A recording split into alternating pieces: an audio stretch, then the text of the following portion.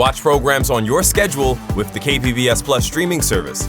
See new episodes of Nature and Nova, latest news from PBS NewsHour and KPBS Evening Edition, local shows like Ken Kramer's About San Diego. Learn more at kpbs.org/KPBS Plus.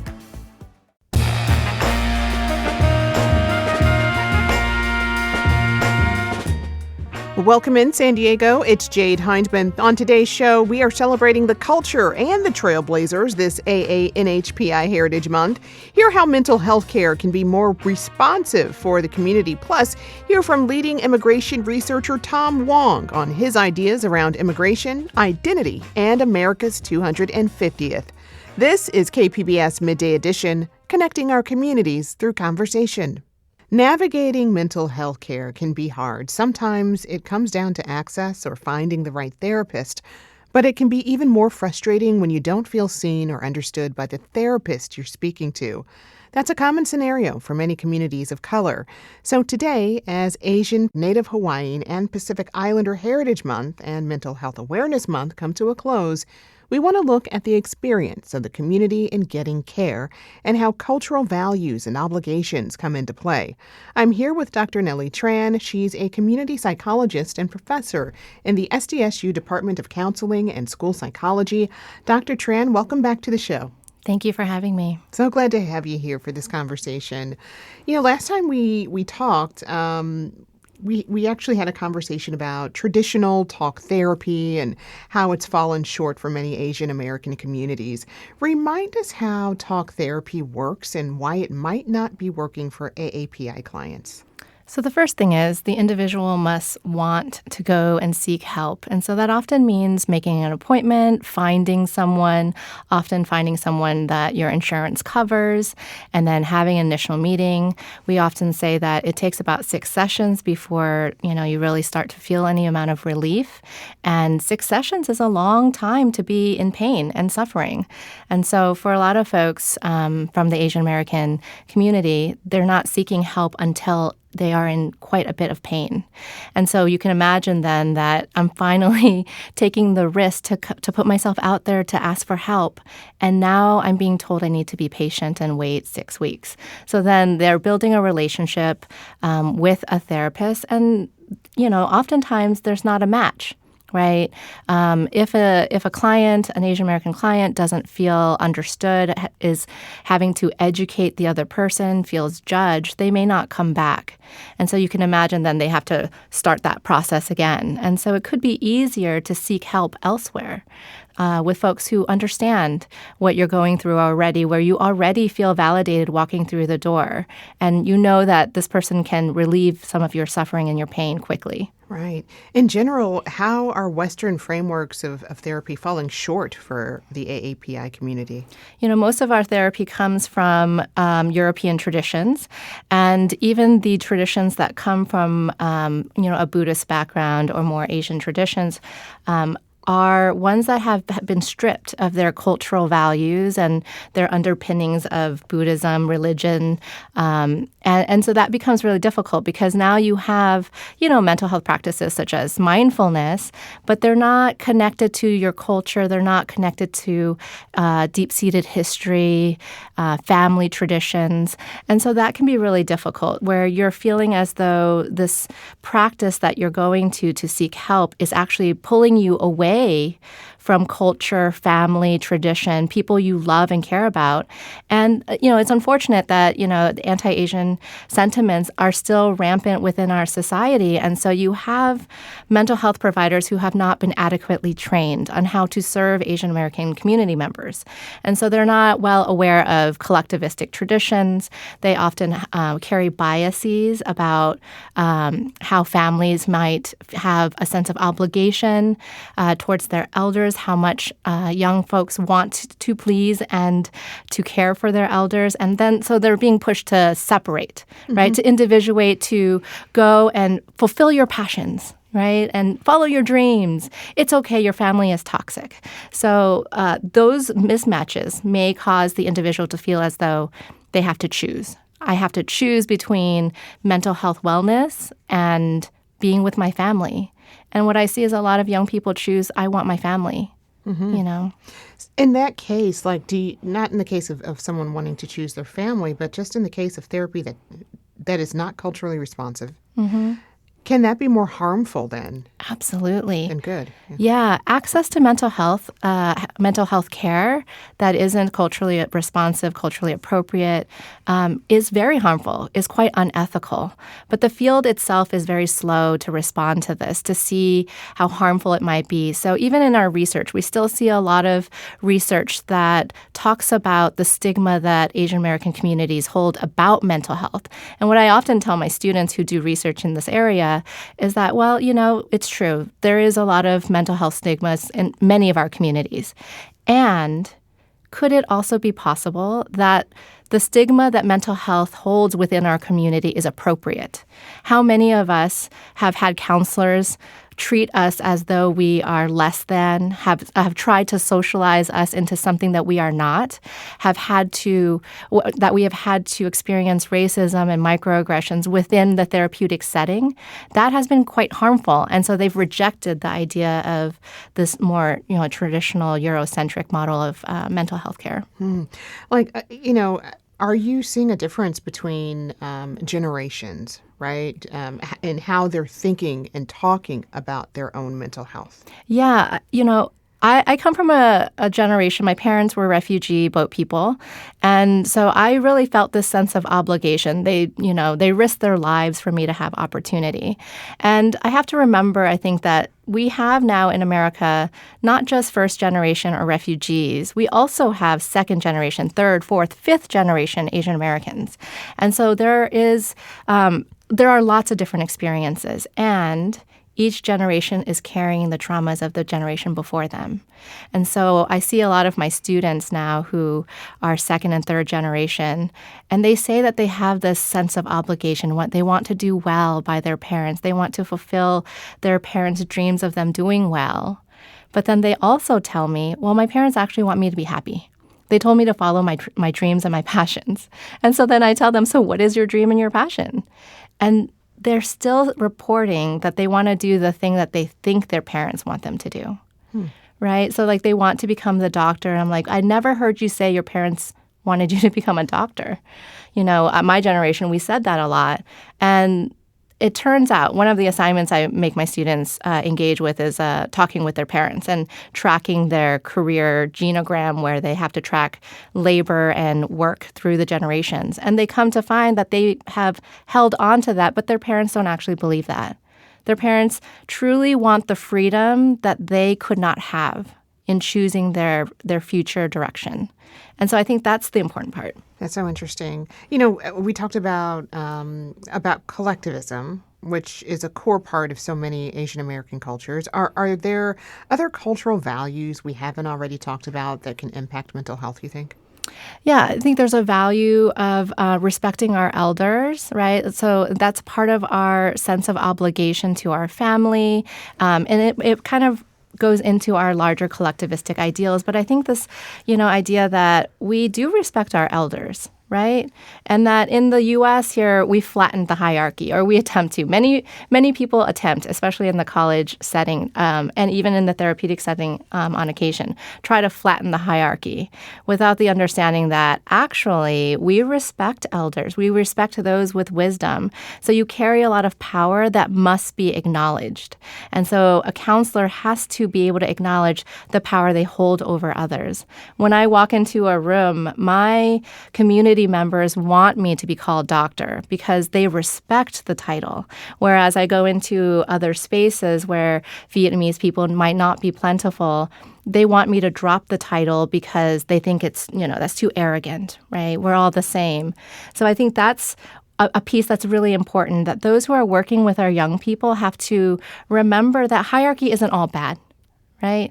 There is a very important role for the auntie who gets to say things that the parents don't. And I think that's true of many of our communities, that we really have to think about, yes, collectivism is its own thing, but I think hierarchy is not always bad, right? Mm-hmm. Having people of different generations in our lives that we can have different types of relationship with is very important. Right. Do you think that Western therapy even acknowledges that?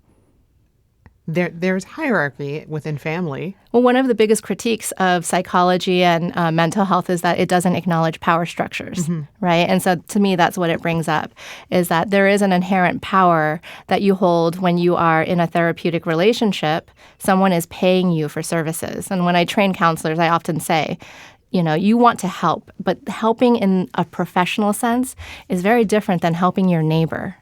Right? You hold power over the other person. You have to be very careful about the language you use, right? You have to be very careful about what you share about yourself.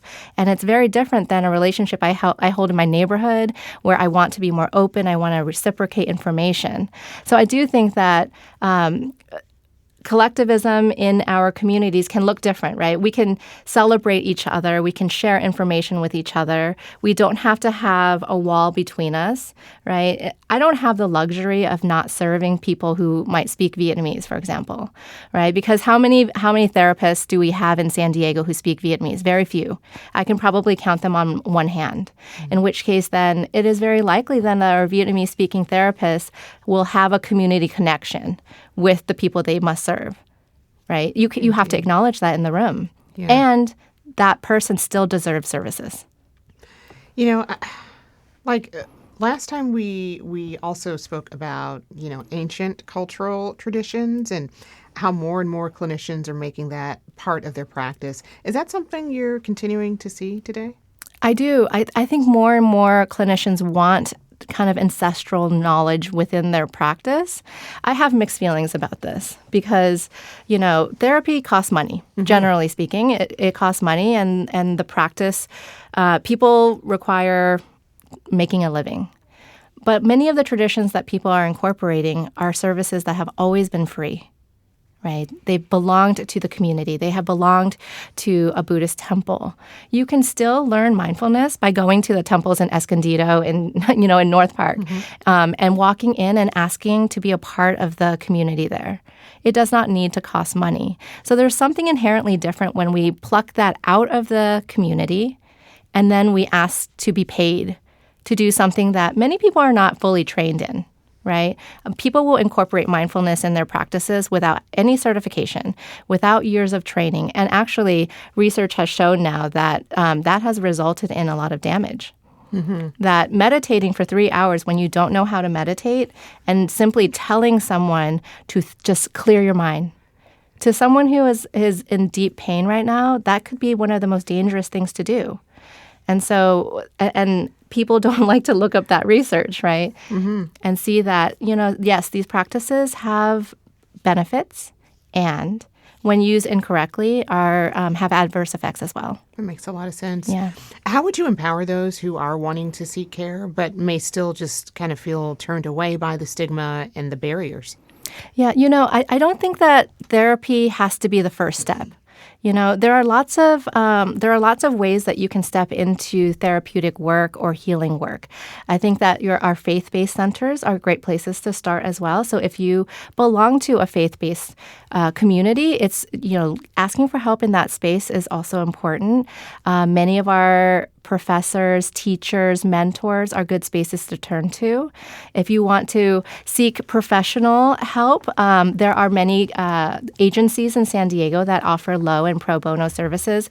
We have a training clinic here in City Heights, the Center for Community Counseling and Engagement, where we also offer low and sometimes free services for families, couples, and individuals. So I think picking the right entry point that feels comfortable. Right. And is that where you would suggest folks start if they're in particular looking for care that is culturally responsive, which is more of a need and not like, an extra add-on, not a cherry on top of it is care. not. That is a necessity. I think for most of the people who come to me, they're asking for specific types of people they would like to work with. And I think it's important for providers to acknowledge if I, as a client, say that this is a necessity, it's a necessity, no questions, right?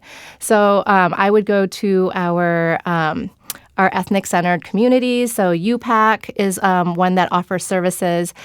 You can also go to national organizations like the Asian American Psychological Association as well. All right. Well, thank you so much. I've been speaking with Dr. Nellie Tran. She's a community psychologist and professor for SDSU's Department of Counseling and School Psychology. We'll link to any resources mentioned on our page at kpbs.org/midday. Dr. Tran, as always, thank you so very much. Thank you for having me. Coming up, hear about Tom Wong. He's a leading researcher on immigration in the United States and one of our AAPI Heritage Month trailblazers. KPBS Midday Edition is back after the break.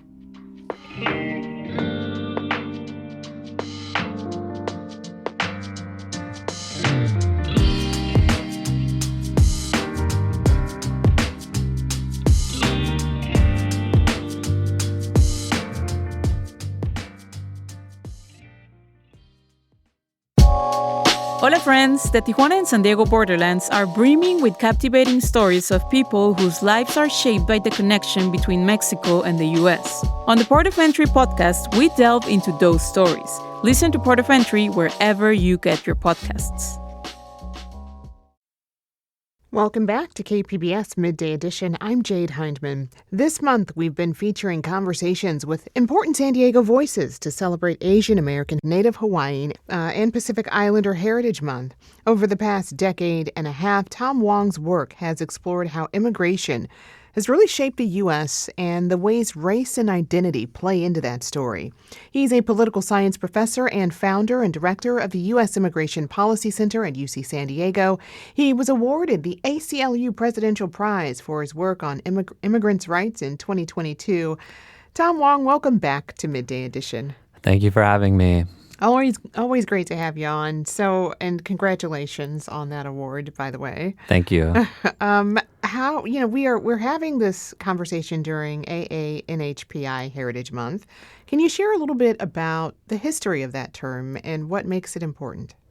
Yeah, so I talk to my students a lot about, how one can be represented. And in order to be represented, you have to be counted. And so when we think about, just different racial and ethnic categories, we can sort of learn a lot about who we are as Americans through our naturalization laws that, tell us who can and cannot become a citizen, or through our census categories in terms of the sort of check boxes for race and ethnicity. So, Asian was a sort of political term, Asian Americans in the 1960s that emerged as more Asian Americans were advocating for rights. And when you kind of think about Asian as a whole, it's multiple cultures, multiple countries of origin, different sort of traditions, et cetera. And it was important to be able to sort of say we are Asian American in order to be counted and therefore get things like political representation, resources, et cetera. And then you have Pacific Islanders saying, hey, we need to be counted as well. Our histories are a little bit distinct from Asians. And so that's why you see kind of Asian on the census, but Pacific Islander as a different sort of checkbox. And then you have Native Hawaiians saying, hey, respect our indigeneity. We have, different histories and different relationships with, the United States government. And so we have sort of evolved from sort of arguing that we are white in order to be represented in the United States at the turn of the 20th century to Asian and now AANHPI. So, during the Obama administration, I worked at the White House Initiative on Asian Americans and Pacific Islanders. So just from then to now, it is now the White House Initiative on AANHPIs. I'm so glad you broke that down because I don't think a lot of people realize how important it is to really have that understanding of identities and categories, as you mentioned, and how big of a role that plays in our politics and democracy. Mm-hmm. On the importance of being counted, as you mentioned, the latest category that is being added to the next census count is MENA, Middle Eastern, North African. What does adding a new category mean for those communities? Yeah, so this has been a fight for several decades. So, when we think about racial and ethnic identities as being social constructs, we can really see it in the census. So something like Hispanic is also just a recent term in terms of the racial and ethnic categorizations, and Latino being thrown in as well. So for the MENA population in particular, there was no way to say I am Arab potentially or from the Middle East or North African. They basically checked white. And when you only have white to check, then your community and your needs are obscured. And so for a community like in San Diego County, where we have a fairly large MENA population, a resettled Iraqi population, for example, now we are going to be able to better see and then represent those communities in the 2030 census. Is there a political or strategy behind having more communities identifying as white on the census and so on and so forth? Well, so it takes a lot of advocacy. So when we think about, Asians and Pacific Islanders and Native Hawaiians and then, Hispanics and then Latinos and now MENA, this is about communities wanting to be seen in order to, again, be represented. And when we sort of think about, the other side of this conversation, there is a kind of the U.S. is a colorblind society, and we don't need to disaggregate. We don't need to count. That perspective is usually taken by those who don't have to scratch and claw and fight in order to be seen and to get, a fair shot at, this big apple that we have. So yeah, it is deeply political, and it is not just a sort of modern artifact of our census. This has been part of the sort of conversation about what it means to be an American for centuries now. Over the past year and a half, immigration enforcement and policy have gone through these immense changes. Can you put those last 18 months into historical context for us? Yeah. So my censor and I have some of the best research assistants. We just recently completed a set of projects in Minneapolis and St. Paul. So when we think about the second Trump presidency, it is largely defined thus far by the mass deportation agenda. And when we think about interior immigration enforcement, the administration itself described that operation in Minneapolis and in St. Paul as the largest deployment of federal immigration enforcement agents in modern history. So the Department of Homeland Security was only created in 2003. And yes, we haven't seen anything this large ever since 2003, sorry. And yeah, 3,000, ICE and Border Patrol agents over the course of a couple of months. What we found was that the kind of large-scale, aggressive immigration enforcement actions like what, Operation Metro Surge was, had these sort of implications for day-to-day behavior, not just for undocumented immigrants targeted, but for the broader community. So we were able to sort of document huge economic losses for businesses, for example, not just businesses that had to close down because of the enforcement activity and the subsequent protests, but people changing their consumer habits in fear of leaving their house, for example. Lost wages, also huge. And then other things like public health effects. So people don't really think about this as an immigration enforcement issue, but when people are scared about whether or not, ICE or Border Patrol is going to, detain them, not just if you're undocumented, but also we heard stories about U.S. citizens being stopped and detained. Then you may be less likely to go out. You may be less likely to go to that scheduled doctor's visit. You may miss a scheduled vaccination because of everything that's happening. And so from the economic implications to public health implications, immense impact on schools, to the civil rights and civil liberties issues that, I don't know anybody who has not sort of seen a reel of Renee Good or Alex Preddy being killed, as a result of enforcement actions. So, Operation Metro Surge is unique in the Trump administration's sort of broader toolkit. And, we saw LA a little, smaller scale, Midway Blitz in Chicago a little smaller scale. Mm-hmm. And I think the sort of pushback against what we saw in Minneapolis is giving the administration pause about how it's going to conduct immigration enforcement moving forward. We're talking about immigration. Also, the U.S. Supreme Court is expected to release its ruling on the Trump executive order that targets birthright citizenship.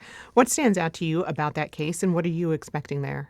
Yeah, so I actually am a part of that case as an expert declarant. So when we think about just empirically what that would mean for, people, taking citizenship away from people, children born in the United States, we can kind of think about outcomes, integration outcomes for, foreign-born versus native-born, and we can basically simulate what life would look like for a child born in the United States that did not have citizenship, but otherwise could have, but for a change in birthright citizenship. And the sort of outcomes are really stark. It doesn't take a lot to close your eyes and imagine that life for that child is going to be very different if they fear deportation, if they can't work, potentially can't go to school because they can't afford it, because they can't work. And so empirically, we have a really strong sense of what may happen if the Supreme Court rules in the administration's favor. But I think as a matter of law, I'm not a lawyer, but as a matter of law, I think what I've heard is that we have this long settled via Wong Kim Ark, long settled law when it comes to if you were born in the United States, so with Wong Kim Ark, even if your parents are not citizens of the United States and may have loyalties to another country. So in this case, Wong Kim Ark, born in the United States, parents Chinese citizens. The fact that you were born in the United States gives you U.S. citizenship. And I think the 14th Amendment is pretty clear on that. There's a lot of through lines here. When you connect it all, I'd like for you to name it for me, like put a bow on it here. Okay. When you talk about like resources, you talk about identities, you talk about our immigration policy and even birthright citizenship. As we come up on 250 years here in the country, what do you think all of this points to? What is all of this saying about how our country is changing?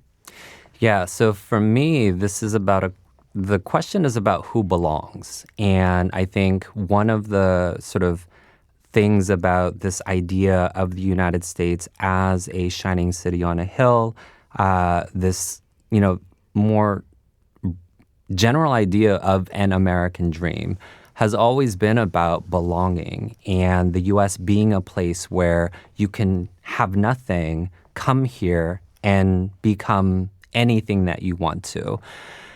When I think about the sort of modern immigration debate, so it's not about sort of who enters, how many, and under what conditions. It really is about who we are as a country. And I think right now we have very, very different views. From sort of one extreme, you have literally white nationalists, with the ear of this administration, talking about what our immigration policies should be. One of the things that I show my class when I teach the politics of immigration is that during the first Trump term, you had then Attorney General Jeff Sessions answer a question about what our ideal immigration policy should be. And he said we should go back to what we had in 1924. In 1924, we had something called the National Origins Quota System. So during this time, immigration from the African continent off the table. We had something called this Asiatic Barred Zone, so East Asia through the Middle East off the table. Western Hemispheric immigration, so sort of Mexico, Central America, was circular, so no permanent flows. And then we sort of take away the opportunity for all Southern and Eastern European immigrants to come here as well. And so 1924, there is a white, Western, and Northern European sort of image of what it means to be an American. And that's some people's view. I think what San Diego represents is a very different view. Hey, I've been speaking with Tom Wong. He's a professor at UC San Diego and is the founder and director of U.S. Immigration and Policy Center at UCSD. Tom, thanks so much for being here. You heard that music come in hot. Yeah, no, it's all good. I talk too much. Thank you. No, you are great. Thank you Thank so you. much for the conversation. This one will continue. And thank you for joining us today. If you missed anything, you can download KPBS Midday Edition on all podcast apps. Don't forget to watch Evening Edition tonight at 5 for in-depth reporting on San Diego issues. You can always send your feedback or segment ideas to midday@kpbs.org or call us 619-452-0228. I'm Jade Hindmon. We'll talk again tomorrow. Until then, make it a great day on purpose, everyone. Corporate Underwriting on KPBS offers a unique opportunity for brands to demonstrate their corporate social responsibility as public media brings light to important causes. Your investment can showcase your brand's values and commitment to the public good. Email corporate support@kpbs.org.